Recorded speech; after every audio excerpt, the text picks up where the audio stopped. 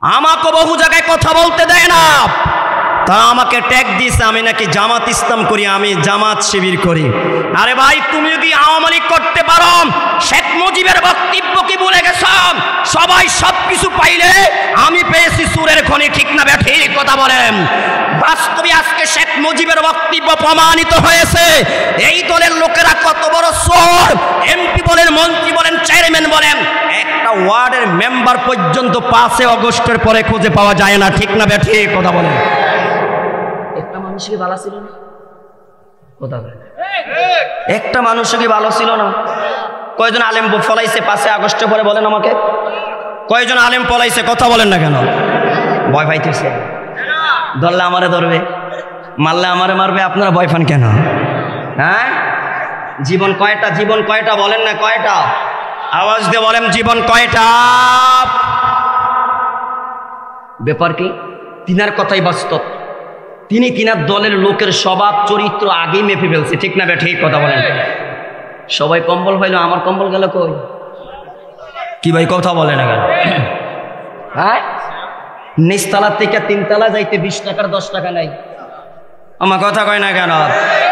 এই কথা বলেন না যে? হ্যাঁ, কি রে ভাই, আলেমরা ফলাইছে নাকি? এরা না কথার কথা বলতো, ফলামু না, ফলাইলে ফজরিয়া মির্জা ফখরুল বাসা ফলামু। কই কাকু কই? এখন রাগ করতেছেন আপনারা? রাগ করতেছেন? আওয়ামী লীগ এদের শাসন করুক, আমাদের কিছু আসে যায় না। বিএনপি শাসন করুক, আমাদের কিছু আসে যায় না। কিন্তু তোমরা ক্ষমতায় যাওয়ার পরে ওলামায়ে কেরামের উপর একসাথিয়া জুলুম করো কেন? মসজিদ নিয়ে, মাদ্রাসা নিয়ে, আলেম নিয়ে, ওলামায়ে কেরামদেরকে নিয়ে, তাফসীর মাহফিল নিয়ে তোমাদের এত শরীর জ্বলে কেন? ঠিক না ঠিক কথা বলেন? কি আশ্চর্য ব্যাপার। আচ্ছা, তুমি যদি আওয়ামী লীগ করতে পারো, সমস্যা না থাকে, আমাকে বিএনপি করে সমস্যা না থাকে, আমি জামাত করলে সমস্যা কি? কথা বলে না কেন? আওয়াজ দিয়ে বলেন না, সমস্যা আছে নাকি? বলেন না, সমস্যা আছে? কি ভাই কথা বললেন যে এখন আপনারা? কোনো সমস্যা আছে নাকি? হ্যাঁ, বরং তুমি যদি ইমানদার হয়ে থাকো, তুমি যদি মোমেন হয়ে থাকো, তুমি যদি মুসলমান হয়ে থাকো, তোমার উপর নামাজ পড়া যেমন ফরজ, পর্দা করা যেমন ফরজ, হজ ফরজ হলে হজ করা যেমন ফরজ, জাকাত ফরজ হলে জাকাত দেওয়া যেমন ফরজ, আল্লাহর জমিনে আল্লাহর দিন প্রতিষ্ঠিত করার আন্দোলন করাও ফরজ, ঠিক না ঠিক কথা বলেন? বিশ্বাস হয় না আমরা? কথা বলেন না, বিশ্বাস হয় না? এখানে যারা আছেন, চাই কে কে বেঈমান আছেন হাত তোলেন তো। এই চা গরম লাগবে। কে কে বেঈমান আছেন যে হাত তোলেন? হরে কৃষ্ণ আছেন কে কে? সে হাত তোলেন না। হরে রাম কে কে আছেন? হাত তোলেন। কথা বলেন যে না, কেউ নাই এখানে? তাহলে মোমেন কারা কারা হাত তোলেন তো? মোমেন কারা কারা হাত তোলেন?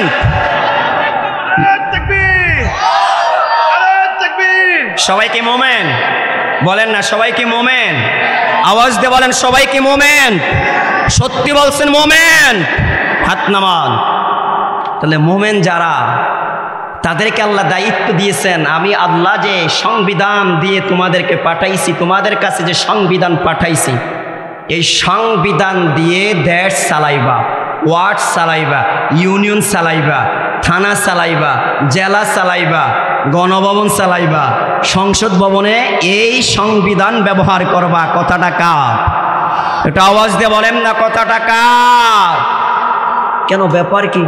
নামাজের কথা বললে আপনার কাছে ভালো লাগে, রোজার কথা বললে ভালো লাগে, হজের কথা বললে ভালো লাগে, পর্দার কথা বললে ভালো লাগে, উমরার কথা বললে ভালো লাগে, মানেন বা না মানেন। কিন্তু ইসলামী রাজনীতির কথা বললে, কোরআনের রাজনীতির কথা বললে, কোরআনের সংবিধানের কথা বললে আপনার মাথা মগজ গরম হয় কেন? কথা বলেন না কেন? এখানে আপনার মাথা গরম হয় কেন? কোরআনের রাজনীতির কথা বললে আপনার মাথা গরম হয় কেন? আমার ছোট্ট গবেষণায় যেটা ধরা খেয়েছে, 2 প্রকার মানুষ ইসলামী রাজনীতিকে মেনে নিতে পারে না, 2 প্রকার মানুষ ইসলামী সংবিধানকে মানতে চায় না, 2 প্রকার মানুষ কোরআনকে সংবিধান হিসাবে মানতে চায় না। 1 নম্বরে এই রাজনীতিকে যারা ব্যবসা হিসাবে গ্রহণ করেছেন, ব্যবসায়ী রাজনীতিবিদ যারা। 2 নম্বরে ধর্মীয় ব্যবসায়ী যারা, যারা শিরক করে, বিদআত করে, মাজার দিয়া, দরগা দিয়া, দুর্গা দিয়া সাধারণ মানুষের পকেটের টাকাগুলো নিয়ে নিজের পকেট ভারী করে, এই সমস্ত ধর্ম ব্যবসায়ী যারা, তারা কোরআনের রাজনীতি চায় না। যেই সমস্ত ব্যবসায়ী রাজনীতিবিদ যারা এরাও কোরআনের রাজনীতি চায় না। বলে হুজুর কারণ কি, ব্যাপার কি? যদি কোরআনের রাজনীতি এরা করত, যদি কোরআনের রাজনীতি এরা মানত, যদি কোরআনের রাজনীতি এরা করত, আল্লাহর কসম তারা চুরি করতে পারতো না, ডাকাতি করতে পারতো না, গুম করতে পারতো না, সন্ত্রাসী করতে পারতো না, ধর্ষণ করতে পারতো না, ইপরিজিং করতে পারতো না, দেশের সম্পদ বিদেশ পাচার করে বেগম পাড়ায় বাড়ি গাড়ি করতে পারতো না। ঠিক না ঠিক কথা বলেন? কোরআন চুরির পক্ষে না বিপক্ষে? বলে না। কোরআন কি চুরির পক্ষে? এটা কথা বলে না। হ্যাঁ, এটা কাদের সংবিধান? মুসলমানদের। বলেন না কার সংবিধান? এই সংবিধানে আসেনি চুরি করলে কি শাস্তি? আমি মাঝে মধ্যে ভাবি দেশে যত চোর আছে, যদি এই এখন যদি কোরআনের রাজ প্রতিষ্ঠিত হয়, আমার মনে হয় 100 বছর পর্যন্ত শুধু চুরির বিচার করলেও এদের সংখ্যা শেষ হবে না। কি ভাই কথা বলেন না কেন আপনারা? তাহলে 1 নম্বরে কারা কোরআনের রাজনীতি চায় না? ধর্মী কি রাজনীতি করতে যারা, ব্যবসা করে যারা। বলেন না কি করে যারা? কিছু মানুষ আছে না, একটু কোনো রকম নেতা হইতে পারলে এখন আর তার ব্যবসা লাগে না, চাকুরি করা লাগে না, কৃষিকাজ করা লাগে না। কথা বলে না কারা? কথা বলে এরা আর কোনো কিছু করা লাগে না। হ্যাঁ, ডাইনে দিয়ে আইয়ে, বামে দিয়ে আইয়ে, উপরে দিয়ে আইয়ে, পিছন দিয়ে আইয়ে, সামনে দিয়ে আইয়ে, নিচে দিয়ে আইয়ে। কথা বলে না কেন? অভাব নাই। ফোন করে হুমকি দেয়, যদি 1 কোটি টাকা চাঁদা না দাও তোমার দোকানে জাপ লাগিয়ে ফেলবো। ঠিক না বে ঠিক কথা বলেন ভাইয়ারা আমার? এই জন্য এরা কোরআনের রাজনীতি চায় না। এরা মুখে মুখে যদিও বলে, কিন্তু বাস্তবে এরা কোনোদিনও চায় না যে এই দেশ কোরআন দিয়ে পরিচালনা হোক। ঠিক না বে ঠিক কথা বলেন? কারণ যদি কোরআনের রাজ প্রতিষ্ঠিত হয়, চোর আর চুরি করতে পারবে না, ডাকাত আর ডাকাতি করতে পারবে না, সন্ত্রাস আর সন্ত্রাসী করতে পারবে না, যারা জালিম তারা জুলুম করতে পারবে না। এই জন্য তারা মুসলমান দাবি করলেও, নামাজ পড়লেও, রোজা রাখলেও, হজ করলেও, দান সদাকা করলেও এরা কোরআনের রাজ প্রতিষ্ঠিত হোক এটা তারা চায় না। ঠিক না বে ঠিক কথা বলেন? দ্বিতীয় নম্বরে কাদের কথা বলছিলাম? ধর্মীয় ব্যবসায়ী যারা। কি ব্যবসায়ী বলেন না? যারা ধর্মটাকে ব্যবসা হিসাবে গ্রহণ করে নিয়েছে। ধর্মকে কি হিসাবে গ্রহণ করেছে বলেন? ব্যবসা হিসাবে। এরাও চায় না কোরআনের রাজ প্রতিষ্ঠিত হোক, কারণ কোরআনের রাজ প্রতিষ্ঠিত হলে ধর্ম দিয়ে আর ব্যবসা করা যাবে না। ঠিক না বে ঠিক কথা বলেন? যাবে? কথা বলেন এরা যাবে? হ্যাঁ, যাবে না। তো প্রিয় ভাইয়ারা আমার, এখনই আমাদের সময়, এখনই সময় ঐক্যবদ্ধ হওয়ার, এখনই সময় অতি জীবন থেকে উপদেশ গ্রহণ করে আল্লাহর কোরআনের রাজ প্রতিষ্ঠিত করার জন্য যে কোনো একটা ইসলামী দলের ফরম পূরণ করে কোরআনের একজন সৈনিক হওয়ার। ঠিক না বে ঠিক কথা বলেন? আপনি নাকি ভোট কালেকশন করতে চাইছেন নাকি? না না, আপনার এখনো জ্ঞানের অভাব। বহু লেখাপড়া করছেন, বহু টাইটেল অর্জন করছেন, বহু ডিগ্রি অর্জন করছেন। এবার একটু কোরআনের কাছে আসেন, কোরআনটা পড়েন, দেখেন তো কোরআনের রাজনীতি আছে কিনা। কোরআনের রাজনীতি আছে কিনা একটু দেখেন না ভাইয়ারা আমার। আমার আপনার নবী কি কোরআন দিয়ে রাষ্ট্র চালায় না? কথা বলেন না কেন? রাষ্ট্র চালায় না। তাহলে আপনি এই কথা শুনলে আপনার মাথা গরম হয় কেন? কোরআনের রাজনীতির কথা শুনলে আপনার মাথা গরম হয় কেন? হ্যাঁ হ্যাঁ, ওই যে বুঝছেন তো আপনারা কথা। কোরআনের রাজনীতি মেনে নিলে আর চুরি করা যাবে? বলেন না, চুরি করা যাবে না। তাই ভাইয়ারা আমার, বন্ধুরা আমার, আল্লাহ তাআলা আমার আপনার নবীকে 1 নম্বরে বললেন, নবীজি ওলীদ বিন মুগীরা আপনাকে গালি দিয়েছে, আপনার বিরোধিতা করেছে, আপনার বিরুদ্ধে ষড়যন্ত্র চক্রান্ত করেছে। আপনি কষ্ট পেয়েন না, মনে দুঃখ নেন না। তিনি একটা মিথ্যাবাদী, আপনি তার কথা মানবেন না, তার অনুসরণ করবেন না। এই আয়াত থেকে আমাদের উপদেশ কি বহন করা হলো ভাইয়ারা আমার?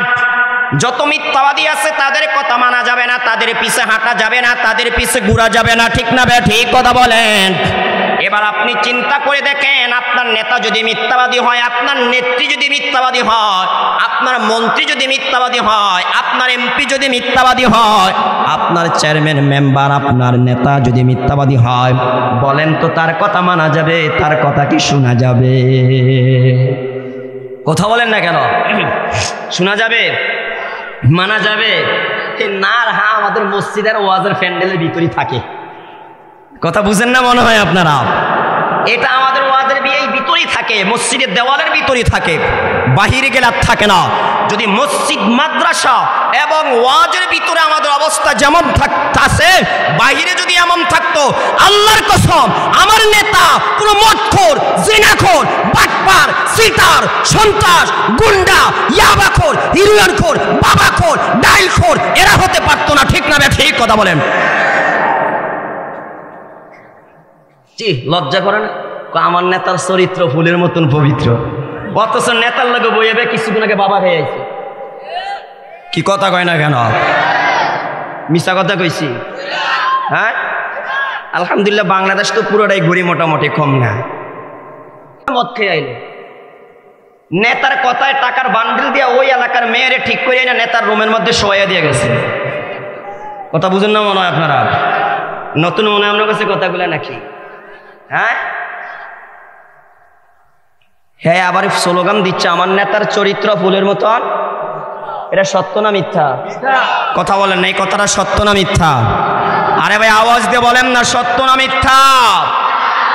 মিথ্যা বলা সগীরা গুনাহ না কবিরা গুনাহ? আওয়াজ দিয়ে বলেন না, কি গুনাহ? হ্যাঁ আমি যদি স্লোগান দিই আমার নেতার চরিত্র ফুলের মতন পবিত্র, এত কোনো সন্দেহ আছে? বলেন না।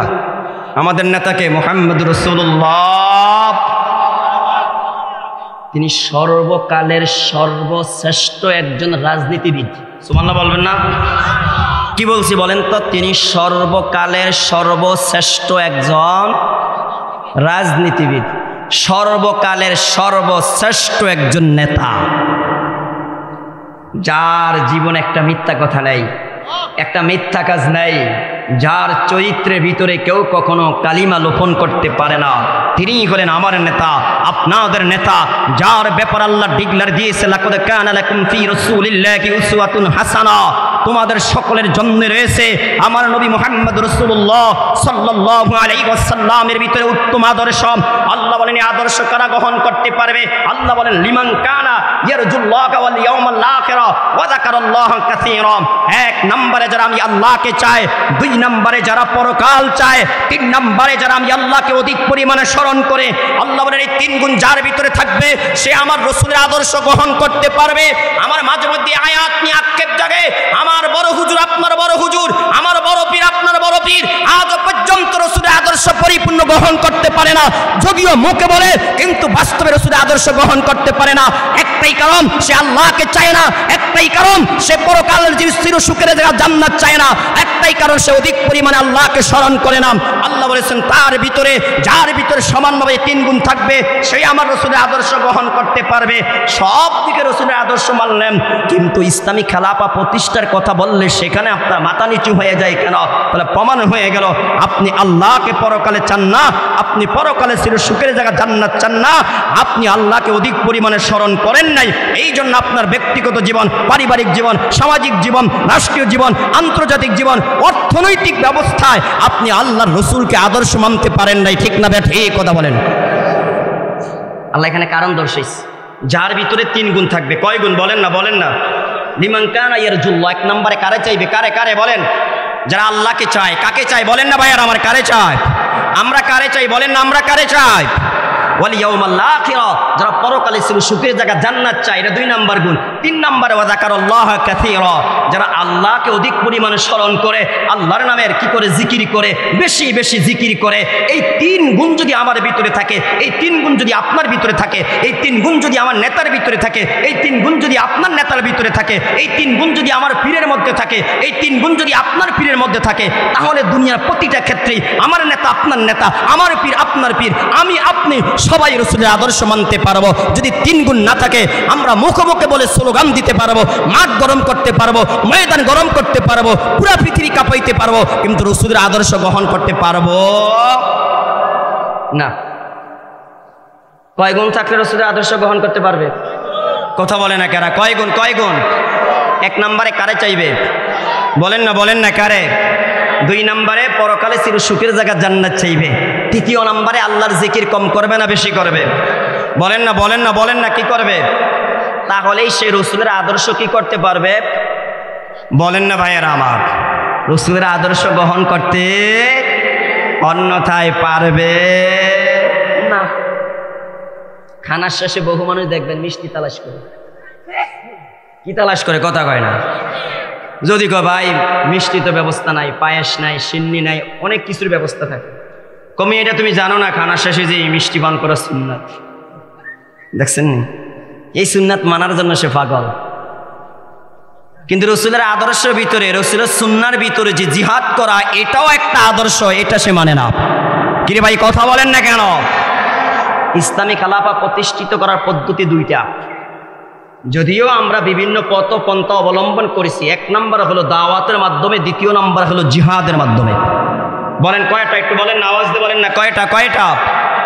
হ্যাঁ, জিহাদের কথা শুনলে মানুষ এখন ভয় পায়, নামাজি মানুষও ভয় পায়, আমার বড় হুজুরও ভয় পায়, আপনার বড় হুজুরও ভয় পায়, জিহাদের কথা শুনলে ভয় পায়। অথচ জিহাদ হলো পৃথিবীতে যত অন্যায় হয়, অনাচার হয়, ব্যভিচার হয়, জুলুম হয়, সন্ত্রাসী হয়, যত ধরনের অন্যায় হয়, সব কিছু বন্ধ করার একমাত্র হাতিয়ার হলো জিহাদ। কথা বলেন না, একমাত্র হাতিয়ার কি ভাইয়ারা আমার? বলেন একমাত্র হাতিয়ার কি? জিহাদ। এই জিহাদের আমরা ভয় পাই।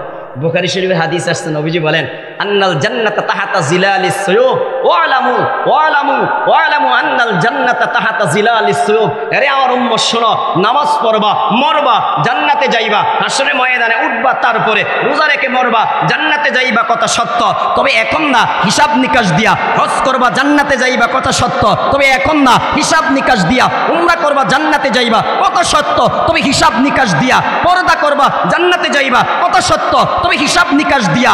দান সদাকা করবা, জান্নাতে যাইবা, কথা সত্য, তবে হিসাব নিকাশ দিয়া। কিন্তু রসুল বলেন এমন একটা আমল আছে, এমন একটা আমল আছে যে আমলটা করে মরবা, মরতে দেরি, জান্নাতে ঢুকতে দেরি হবে না। যেটা রসুল কয় আন্নাল জান্নাতা তাহাতা জিলালিস সুয়ুব, মুজাহিদের তরবারির নিচে আল্লাহ ডাইরেক্ট জান্নাতটা রেখে দিয়েছে। এই হাদিস শুইনা সহিহ মুসলিম শরীফে আসছে, এক সাহাবী আল্লাহু আকবার খেজুর মুখে দিয়েছে, খাবে খাবে। যখন রসুল এই কথা বলছে, সাথে সাথে খেজুর মুখের থেকে ফেলিয়ে দিয়ে বলে আমি আর দেরি করতে চাই না, যেই রসুল বলেছে মরবা তো জান্নাতে যাইবা, আমার এখনই সময়, হয়তো বা দেরি হয়ে যেতে পারে। সাথে সাথে খেজুর উল্টা দিয়ে ফেলে দিয়া নিক্ষেপ করে তরবারি হাতে নিয়ে আরেক হাতে ডান্ডা নিয়ে অগ্রপান্তে অগ্রসর হয়ে আল্লাহর প্রতি জিহাদ করতে করতে শহীদ হয়ে গেলেন। আর সেই জাতি আজকে জিহাদকে ভয় পায়। কিরে ভয় পায়? বলেন না, বলেন বলেন বলেন, কিসেরে ভয় পায়? আবু দাউদ শরীফের একটা হাদিস আসছে, মোটামুটি লম্বা। নবী বলছেন শেষ যুগে আমার উম্মতকে ইহুদি খ্রিস্টানরা শেষ করে দিবে, নিষ্পেষিত করে দিবে, একেবারে শেষ করে দিবে। সাহাবীরা তখন প্রশ্ন করলেন, এখানে রাসূল কয়েকটা দৃষ্টান্ত দিয়েছেন, কিভাবে শেষ করবে? রাসূল দৃষ্টান্ত দিয়েছেন যেইভাবে মানুষ খানার দস্তরখানে পরিবেশন করে মানুষকে ডাকে, আসো খানা খেয়ে শেষ করে।